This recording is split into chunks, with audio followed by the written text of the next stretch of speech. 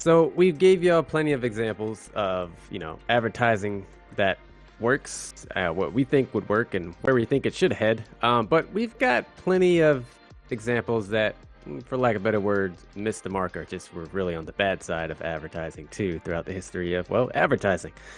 So without further ado, Mr. Doodle Dandy Cape, it's time for the top 10. Hit us with that intro.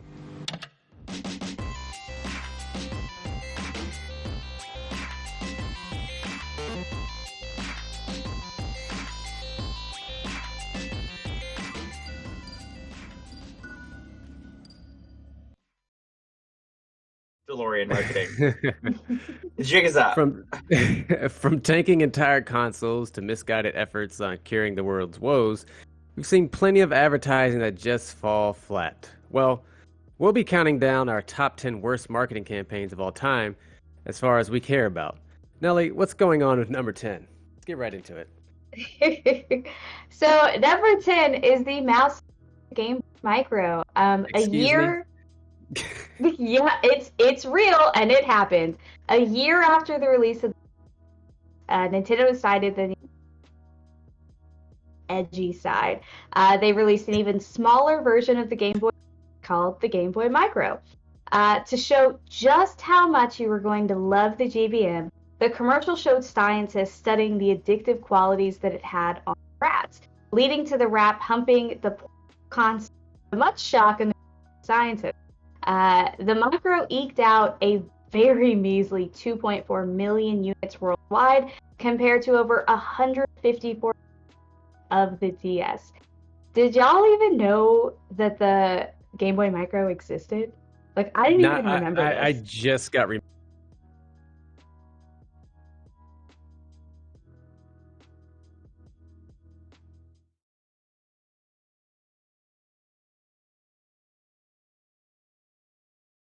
like the 2000s, where maybe early 2000s, where every company, for some reason, especially companies that were selling to kids, were like, we got to get edgy, we got to get sexy, like let's do some weird shit, like getting rats addicted to video games and shit.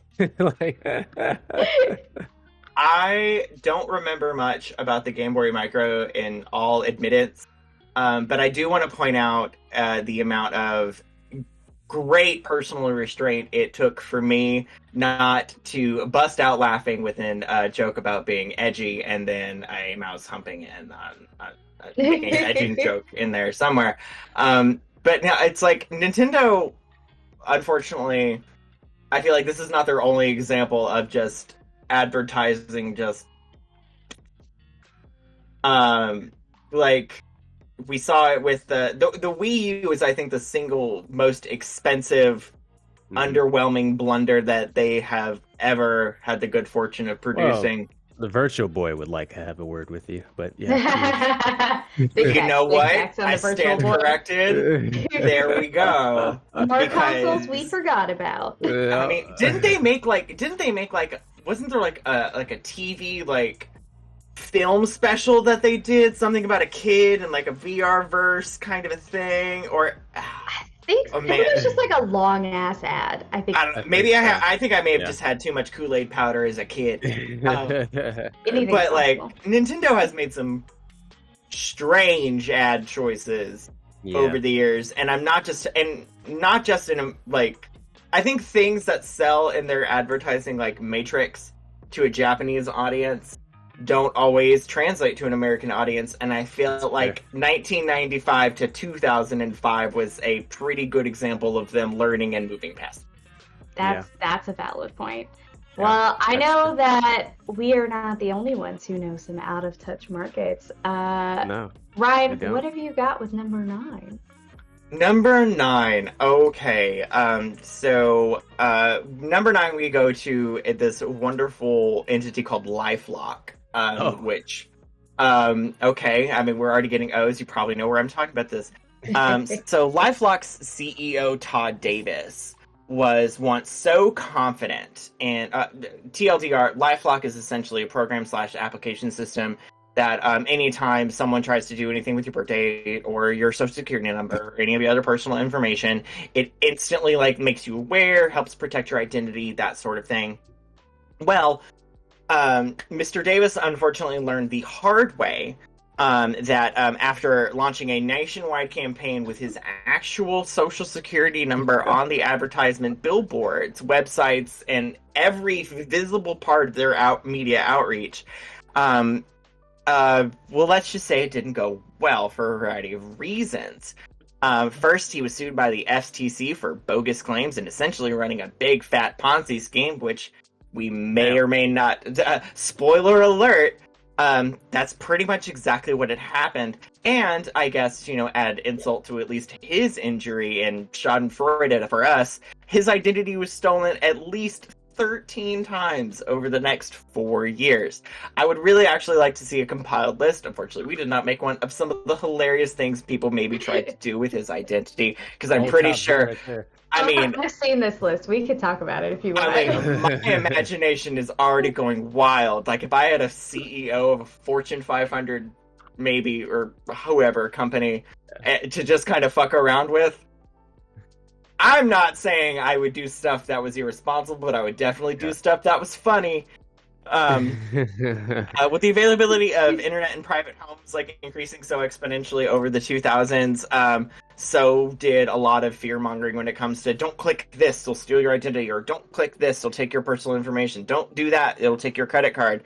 Especially amongst the older generation, not naming any specific letters of the alphabet. So there was obviously a target here to kind of play into and stoke those fires of fear, because fear is a very effective advertising tool. I guess, because the joke is written in here and I gotta say it, do you think this guy ever got his identity in check? Well, based off of the reports, no. Obviously not. There was one, I think, phone bill or something with some phone company that is like $2,300 that's still unpaid. So, and then someone committed some crimes. There's a whole list of things. Just the bravado of this guy to just go out and say, you know what, our product's so good, here's my social security number. Good luck, hackers, with this. And they're like, thanks. Now we don't need any luck. You literally gave us what we would have to work for. My favorite thing is the list really is that petty. Yeah, it is that petty. But you know what's funny about it? The thing about that I know from LifeLock is that they're supposed to be like, oh yeah, you get a ping every time someone uses your identity. Cool. This guy's it was probably working. He was getting pinged every time someone was using his identity. It just didn't lock it up very well. It's like,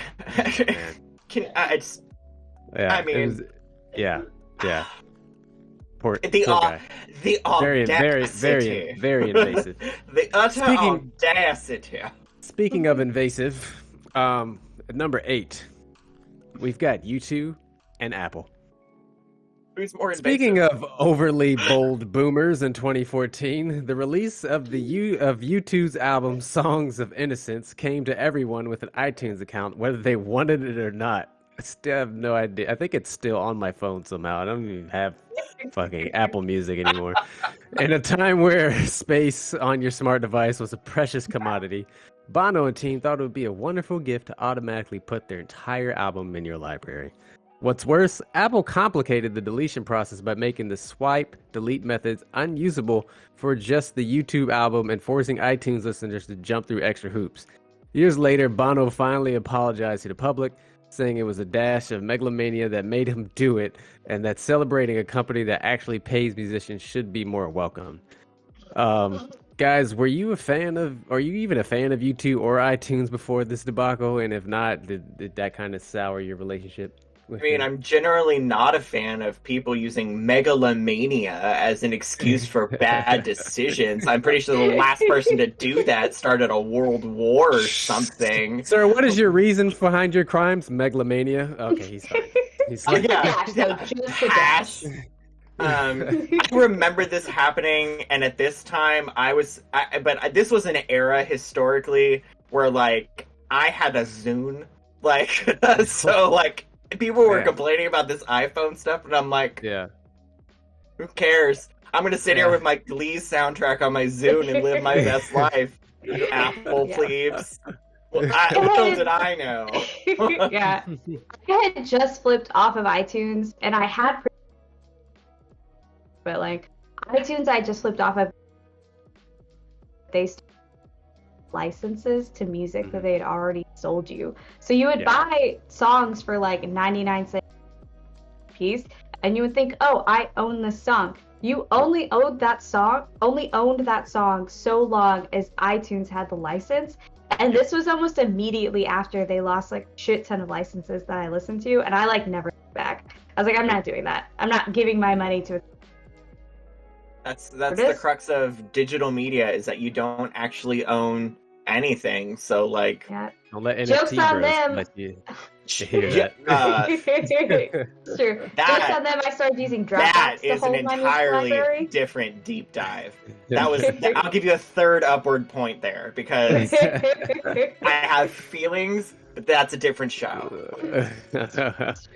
Oh man. Well, moving right along, we've got some more debacles on this list. Some of them not flying so high, even though they tried to. Sav, what we have at number 7? Oh my god, that was good. Number 7, we have the Pepsi points redemption fiasco. Now, we may definitely be showing our age with this one, but back in the day, in the mid to late 90s, it was a popular advertising scheme, I guess, for soda companies to print codes or like voucher coupons or something on the interior of these screw-on caps. We all remember this. Some of our younger viewers may not. I'm teaching the children. Anywho, well, in 1996, Pepsi was pushing their Pepsi Points program. They all had cute names for them to get more loyal drinkers. The draw is, of course, you could win your free t-shirts, free sodas, some sunglasses, a cool leather jacket, apparently. I'm pretty sure if you found like a Pepsi Point leather jacket on eBay, it'd probably worth a lot of money for the right person. Who knows? Or, all that aside, for 7 million points, a actual Harrier jet. A Harrier jet, i.e. a viable, operational, military attack aircraft. Oh, man. Live your best COD fantasies, I guess. Well, with every scheme, there's someone who inevitably figures it out. A savvy 21-year-old did the math and discovered it would take only about $700,000 to cover the overhead of buying the products and accruing the points. Yeah. Dropping the bucket. Found the right people to invest and covered the cost and sent a legal letter to Pepsi to redeem the points for I'm going to say it again, an operational, fully functional military aircraft. Casually. Yeah. Pepsi tried to play it off as a joke because corporate responsibility dictates that that's the only thing they can do. But the man took Pepsi to court over false advertising, which should seem like a slam dunk case. Yeah. Then the guy still lost it. So, Yep. Of course. In peak 90s hysteria, like, what? The judge said he was dumb. The judge determined that no reasonable person could have actually expected to win a jet. Yes, exactly. It's in the court documentation. A precedent later followed by the one and only Tucker Carlson in the defense of Fox News in court over misinformation. Wow. So this argument, Pepsi. this hyperbole that Pepsi executed in an advertising campaign was then the affirmative of its defense was later used by media outlets, major multi-million-dollar media outlets, to defend the blatant misinformation being advertised on their networks. Yeah. Do you still drink Pepsi after this?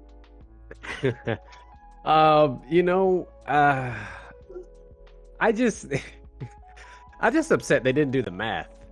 Like, Right. let alone, forget, okay, fine, you guys don't want to, set your own legal precedents, whatever, fine. You didn't even do the math. You didn't think that someone was going to exploit this in some capacity. Of course they were. You're promising someone a fucking fighter jet if they got enough bottle caps. Like, and yes, you know what? I'm upset at Pepsi because they were wrong. Like, yes, we should we have known it was a joke? I don't know. It's up to you guys. Like, I feel like you shouldn't be making promises that you can't deliver on. That seems like your problem, not mine. Where's my fighter jet? Like, I did look it up. $700,000 in 1996, adjusted for inflation, is equivalent to $1.25 million today. damn. Jeez. And a So Harrier could you jet costs imagine how much? that episode of Shark Tank of someone trying to get Mark Cuban to chip in 1.2 million bucks to get a jet from a soda company? I'd Mark watch Cuban it. I'd would watch do it. it. I'd watch Yeah. the fuck out of that. You I'd make a would. drinking game out of it. Oh my god. It'd be so good. Well, So get that was a fun segue, but definitely not the best huge scale multi-million dollar fuck up in advertising. Which Kev, can you tell us about that next one, number 6? yeah, speaking of lies and unfulfilled promises, we have at number 6, Firefest with every other celeb involved. To be totally upfront, the marketing for Firefest was genius. Run purely on hype and the poor judge of character from celebrities and influencers, the announcement of Firefest flooded Instagram and Twitter feeds with orange squares across the internet. While social media may have fired up everyone for the festival, it was basically a bunch of empty promises that producers couldn't uphold, and also kind of dangerous. As far as social media brought Firefest up, the marketing couldn't combat the complete crash as festival goers were flooded the producers and every celebrity who endorsed it with images of the disaster. They were left on the island, from soggy sandwiches and styrofoam trays to the Lord of the Flies situation where the only currency were mattresses. And toilet paper, and toilet paper. Yeah, it was a shit show. It was indeed a dumpster fire fest. So guys, should celebs and influencers be held with the expectation to vet what they're advertising? Yeah, it's a shit show because they're in toilet paper. I see what you did there. It's good. It's good.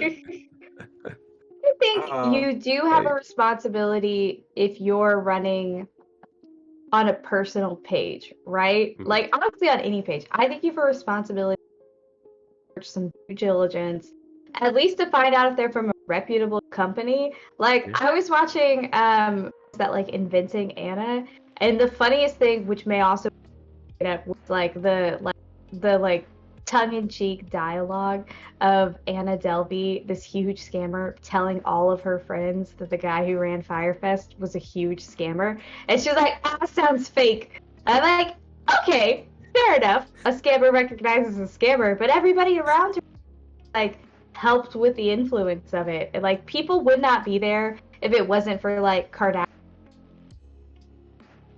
Yeah. Who were like, it's gonna be so good. Like, they weren't even there. Are responsible. You couldn't even come. In the Kardashians' defense, no one was there. Yeah, well, except for the poor people who were stranded. Yeah. Except for the rubes. Yeah, the poor people who got stranded there. Yeah. Kendall Jenner made, I think it's unofficial, but we're $50,000 just to post one orange square about Firefest. Like, man. That could have funded so many more disaster relief tents. Yeah. But hey, you've got Ja Rule and I forget the guy's name. Billy McFarland? No. I think his last name is McFarland, though. It's not Billy. We're like, Ja, you don't rule, sir. Yeah. Boo! Besmirched. Oh, man. It's true. Speaking of celebrities and false advertisement, we've got not necessarily a similar situation, but the two variables are there, for lack of better, I guess. Nelly, what's at number 5? More things that were what you did not expect them to be was M. Night Shyamalan's Village. So to set the stage, right? M. Night Shyamalan's 3 previous movies were what was it? Signs. God, why can't I remember the Sixth fucking names Sense. right now? Sixth Sense. Unbreakable, and Sixth Sense. All Science great. Unbreakable. Yeah, all literal blockbusters back in the days of actual blockbusters, like huge. He Really was peaked being early. Shyamalan did. He really did. He was being heralded as the next like Steven Spielberg, like the next great, amazing time who was basically producing this new genre of film. So when The Village hit, there was a little bit of already too much hype, right? People were already doing that outside of the film itself. But on top of that, M. Night Shyamalan partnered with Sci-Fi Channel back when it was Sci-Fi, not Sci-Fi, and produced a documentary they called The Buried Secret of M. Night Shyamalan, which is supposed to be like a little darker side. It's supposed to be a little bit grittier. And he, in the film, came out right before it actually, but right before The Village actually came to theaters, denounced The Village, said that it was like too dark of a film. It like wasn't the right thing doing, blah blah blah. But it turns out that that was a lie. That was a fictional stunt that he did to give people like pre-fun to be like, oh my god, what's wrong with it? Like, what is going on with the movie? Like, we should be watching it. I'm looking at the stream. It looks fine. So The Village then pushed out with poor publicity on behalf of the director and made just $50 million on the opening weekend. At that time, not a lot of people to see movies. Like, that's what they did. It was less than half of what his previous had done on their own opening weekend. For audience who did go up to theaters, and I'll speak to myself, had gone to it, people bought tickets just to sit in the aisles of the theater. They bought full price tickets to not even sit in it because people were so hyped for it. By the end of that movie, half of the theater had left, even the people who were in seats, because they were just like, this is a shit movie. And looking back at it, the movie's actually not that bad, but it was so overhyped as a completely different genre from what it actually was that people had this huge bad. They felt like they were they felt like they were being deceived, essentially. Which I mean, I mean, have y'all seen this? Do you think that the movie's really that bad? I seen it. I don't think it's. Well, it's not great, but it's not his worst. He's had so much worse. And also I'm glad it didn't ruin the careers of Bryce Dallas Howard and Joaquin Phoenix. But no, spoiler alert. First feature film. That was her first one. Yeah. Spoiler alert. The Village, they're basically in modern times and no one knows it because they're so isolated. Spooky Mormons.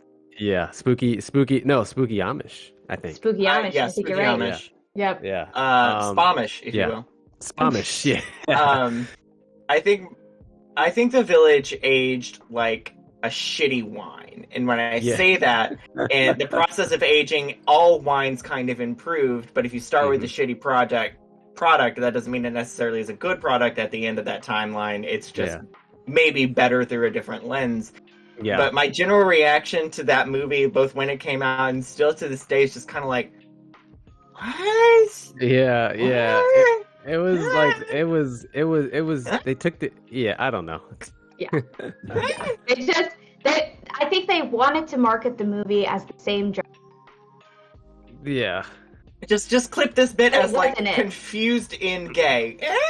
But speaking of movies that made people leave their seats, Kev, I believe you have something super special that makes you become a part of yours.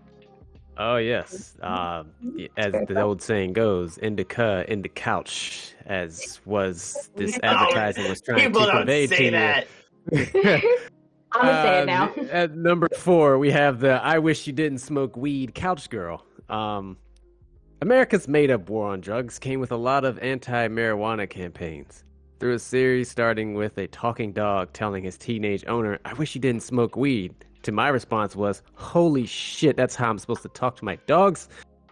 That convinced us that smoking weed meant that you could talk to your dogs.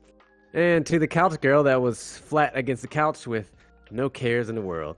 The campaign had everyone paranoid, but didn't really convince any of us that drugs were bad, including Couch Girl herself, who years later started smoking and forgot she was even in the PSA. Guys, how effective were these ads on you? Not at all. Not at all. Yeah. Nope. Yeah. I would dare to say that it didn't work very well. What would a Sarah marketing has episode actually- be without puns? It's true. It's the whole Yeah. point of marketing. It To be is. fair, though, Dare has actually weed on their list of like gateway drugs. They're totally just like yeah. It turns out weed wasn't as bad as stopped bad. Which like good for you, Dare. So It's Dare, good to learn and improve.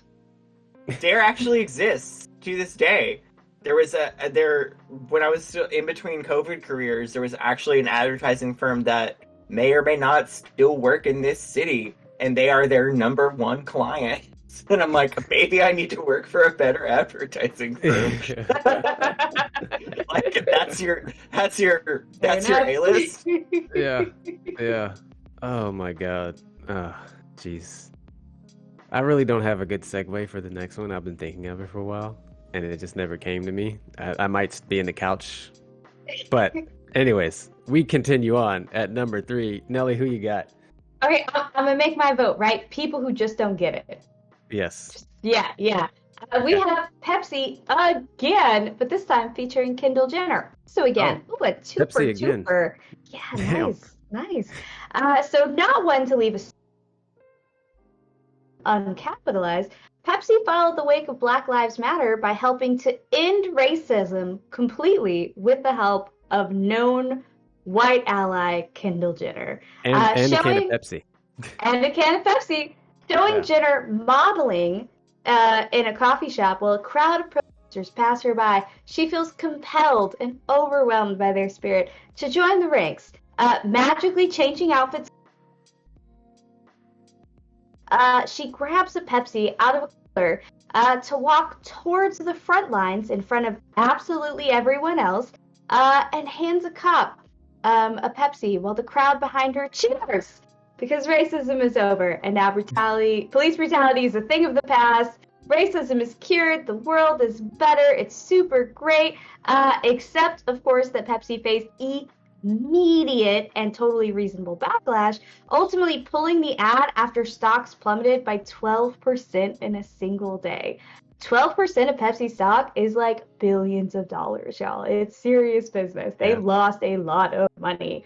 I guess this is like a general topic that I think a lot, especially at the time. Do you think businesses should have a voice in social justice issues and like in meaningful discussions of like humanity? Or unless that are they voice just is too dope now? apologizing. Unless that voice is apologizing for exploitation, then no. Like, shut the fuck up. That part. Why That do guy. you No, hear? that guy. Yeah, because There. like Whichever direction like, you're in. like the fact, like I watched this because this is what 2016, so it wasn't that long it was ago, just and this a is like 3-minute This commercial. was It's like a peak Black short Lives film. Matter like right era. right yeah this took it to like this just shows that you only have all white people working for you, at least at the executive levels. Like there's no way this gets clearance by anybody, and it's just like, you know what, yeah, that's okay. I like that a lot. People love Kendall Jenner. They hate racism and police brutality. We want them to love Pepsi. Let's put the two together and make it happen. Yeah, everyone loves being nice to cops. Everyone loves giving them soda. Yeah. Maybe They- secretly they knew. They spray you with tear Product? gas, you spray them with Pepsi. It's just how the world works, you know? It's all chemicals anyway. Yeah, exactly. Yeah. There might even be some chemical overlap there. Who knows? Yeah. Who knows? Yeah. Yeah, it's a funny story about Pepsi is they are the brand exclusive for the entirety of the Marriott chain of hotels. Oh. So that's an actual fact. There's a whole Wow. urban legend behind it and everything. That's a decision. Marriott is also a predominantly white-owned company. I just throwing that segue in there for absolutely no related reason at all for which people to drive conclusions. No, none at all. That's not the point. And No, not at all. That's just a general bullet point fact that I thought would be interesting for everyone to know. Unlike their competitor Coke, who's not the best, but at least, they did have some type of political donations in Atlanta that were more favorable to democracy, in which, the party who is against voting rights said, we're going to cancel Coke and ban Coke now, or try to. Yeah, and as a person who lives in a city that is still legally sorting through pending issues and issues and court cases of unnecessary violence regarding some of the events that transpired here around the same time that this commercial came out, I can actively tell you that I am still neither a fan of Pepsi nor the Kardashians. It did not work. Fair enough. Bust. Oh man. Well, the Kardashians may have been tone deaf, but certain people had to hear and see some things that they also didn't like. Ryan, what have you got for us for number 2? Okay, number 2, we have the Heinz ketchup QR code fiasco. Turns out Heinz likes to really diversify their portfolio when it comes to sticky sauces. While you may think that QRs have become super popular after the updates to bar menus post-COVID, Heinz was really ahead of the game and on top of the QR trend back in 2015, which had them all over their ketchup bottles to lead consumers to a website where they could design their own cool ketchup bottle label. We can all see how this is going to go wrong almost immediately. Yep. Instead, Heinz failed to secure said URL and had that URL swept out from underneath them, which then would lead to a porn site. Yeah, I was gonna be classy and say adult entertainment, but it was porn. It was you porn. know when you see it. Yeah. So a lot of people knew a lot of new things when they saw it because What'd you say, Nelly? I said, to be fair, the ad was for spicy ketchup. Oh, that's true. Very spicy. They got some spicy ketchup, some spicy mayonnaise, some spicy mustard. They got maybe some spicy relish if you looked in the right place. That's what they get for trying to come at Whataburger spicy ketchup, honestly. Maybe Whataburger, maybe they changed the URL. Maybe that was I mean, they brought Dijon to a honey mustard fight. Well, Kraft did obviously apologize for the incident. They were saved, fortunately, from any legal issues because of the newness and lack of education around the issue. They were literally able to pass it off as, we didn't know how QR codes worked like that, so we're sorry. And someone said, okay, that's fine. Be sued. We're too dumb to be sued. It worked in the Harvey Milk case, except that was a blood sugar thing, but it wasn't, but that's a different thing. Anyway, so it still rings as a little tone deaf in the terms of corporate responsibility for me. I mean, do we think it was actually Kraft's fault that people unexpectedly wound up at some German dungeon porn? Is that really just a good joke? Is it genuine ignorance, or does someone at Kraft really have something they need to get off or on their chest? What's really going on here? Heyo. I was the wrong person to give this one to. Y'all should have fucking known better. Okay, we knew exactly what we were doing. Yeah. Just say that I think they're pretty responsible. The timeline of this also was what's wild. So they ran this marketing campaign. They put the QR codes on the bottles. They sent out the bottles, right? Then they ended the marketing campaign, but the bottles were still on shelf. So to cut costs, essentially, they were like, I'm just going to stop doing the URL for the QR code. And then somebody else bought it, but the bottles were still on the shelves. I have been an allocation analyst. You know when your shit is still in stock. They just didn't care because they were like, I'm not going to run the metrics. Yep. So why would I invest the money? Yep. Yeah. I think that's on them. It's classic oversight. No, whatever. Classic, just lack of accountability and just being responsible. crossing your eyes, dotting your T's, that sort of thing. I know I said that backwards, but it's just a fundamental lack of understanding the media you're trying to advertise through, and this is what happened. Especially when you're new to it, like you think you would just check repeatedly, like, okay, we're gonna launch this. Is the site up? Like, how did no one check? Like, that's the weird part. Like, I've worked a corporate for a while, and everywhere I've worked, and I've never really worked for a big place like Heinz or Pepsi, but there's always checks and balances and red tapes, almost to the point where it's annoying. But at least when shit comes out, we don't have catastrophes like this. Like, not one person. You have thousands of people. I mean, on top of costing millions of dollars in fuck-uppery, like, and you gotta deal with the ketchup stains on top of it. Nah, I'm out of here. Yeah. Well, speaking of wildly mistimed marketing, Kev, what is our number one top 10 of pretty bad ideas? Well, this is planetary-sized marketing fail here at number one. We have Sega Saturn. The 1995 E3 announcements were set to be gigantic, with Sega, PlayStation, and Nintendo all prepped to make huge console drops. Comparisons would be the name of the game. Talking about N64, the PlayStation, and Sega Saturn. Sega apparently felt the pressure, making the decision to speed up the release of their Saturn consoles to 4 months ahead of schedule, to the surprise of customers and retailers alike. They had a limited starting title list, notably lacking a new Sonic title, while the development team worked on Nights into Dreams and startling open price of $400. The presentation was immediately followed by PlayStation CEO, who simply said $299 and walked off stage. Still one of the greatest E3 moments. The backlash to the rush launch proved meaningful in the end, when Sega Saturn garnered just 1/3 of Nintendo sales and less than 1/10 of PlayStation's.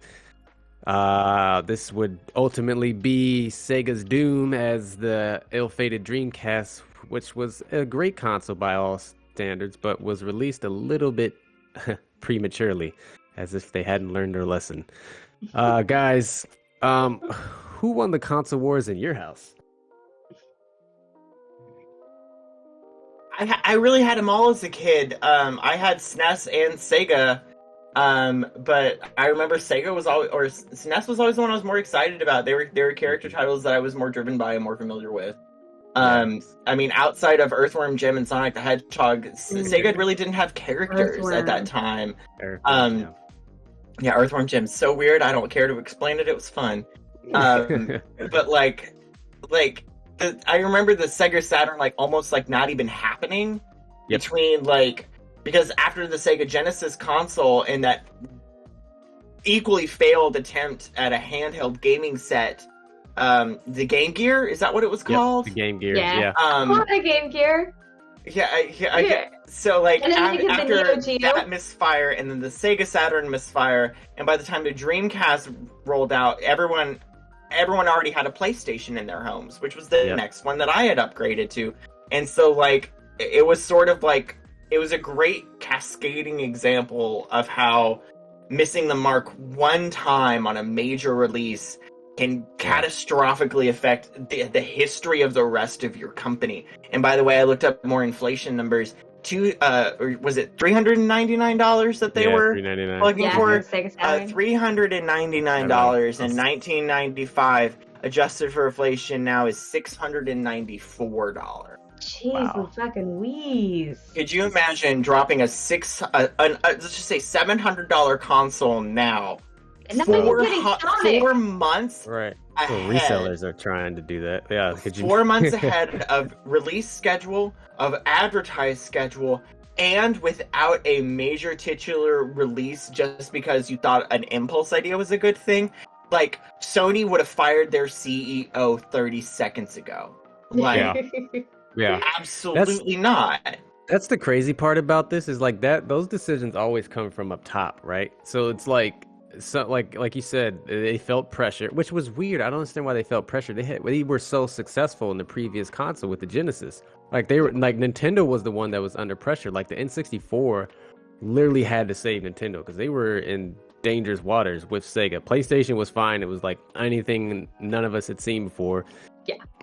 But Sega Saturn, I don't know, like, I don't understand the decision here. Like, you're like, okay, well, if we release it, everyone will spend their money on us and they won't have enough money for the PlayStation. Like, but you don't have any product. Like, you can't play a game console without games. So... Yeah, I think it was really, really wild because I think what they were trying to do is they were trying to compete with PlayStation. When the reality is they should have tried to compete with Nintendo, and we would be having totally different conversations today than what we're having right now. Like, and what was really wild. And then we bought a PlayStation game, Tomb Raider and Tetris, like the big one. Okay. PlayStation did 3.5 times more sales that year than the Nintendo 64 did, which is so crazy to me to think about because like everyone that we would talk to had a Nintendo. Yeah. And then you have additionally nowadays or an Xbox, like that's kind of where that war goes to. So that was super, super wild. I think Sega would be the core Nintendo that they kept. 100%. I think where they lost their mark here is especially not releasing with a character title release, because I make the argument that especially in their earlier days, Sega and Nintendo were both technological franchises that were built around characters. Like Nintendo had those characters like Sonic the Hedgehog and Earthworm Jim and some less popular characters like but still notable ones like Vector Man and all these and like if you remember, you remember.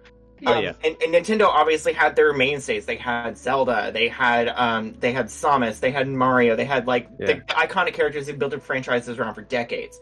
Sony didn't have that. Sony at that point was about the technological development and being able to make a game look good regardless of what character you were following, doing, or playing. Right. And that's kind of how Sony kind of began to establish the early parts of their empires with their technology as opposed to their character licensing. And to screw up and drop that ball at that point, they realized they couldn't compete with Nintendo's character build up, and they couldn't compete with Sony's technology because they were too busy trying to divide between the both of them, and that both of them just went. Yep. Rip. Yeah. R.I.P. Sega. I mean, well, I guess they're still kind of around, but you know what could have been. Nintendo bought them. Nintendo. Give me some more characters to license. There you go. Well, that will wrap it up for this episode of Geek Life. We really hope you enjoyed everything today and hope you learned something too. And remember, if you want more Geek Life, you can always follow either of us on Twitter, on the Twitches. You can find me at Totally Awesome on TikTok, and Twitch. And Nelly, where can they find you at? At Littlest Nelly, everywhere. Sav, what about you? You can find me here on Twitch at savage_patch_kid. You can find me at Instagram at savage_patch. And if you can find me in one of those two places, you'll typically find me on Twitter as well. Twitter bots don't like my name, so there's some random numbers and stuff in there, and I'm not about to type that shit up or look up what they are. So, you see me most active on Twitch, here on Geeklife, doing my own streaming content, hopefully more often in the future, because life changes are finally getting themselves sorted the fuck out. Anyway. Amazing. Be sure to also check out some of our Geek Life content on YouTube, Instagram, and TikTok. Links can be found in the description below. Big shout out to our moderator. I believe that is Dodd today. That's me. It's Nelly still. It's wow, still Nelly. Multitasking. Wow. I'm so sorry, Nelly. Yeah. Biggest shout out as always to our wonderful moderator Nelly, our video producer Cape, aka Mr. Doodle, and to all of our wonderful followers here. We want to give a big shout out to everyone in chat. Looks like chat was going off a little bit. A lot of bit actually. A lot of dick jokes. A lot of jokes. Well, I mean, you know, we toss them out. Yeah, there you go. We'll be back Not next week, but the week after that. Same time, same place. For more nerdy news you need to know. Till then, peace, everybody. Bye. Plug. Mwah. Mwah. Mwah. Mwah. Check me out on Cozy Corner tomorrow. Yes.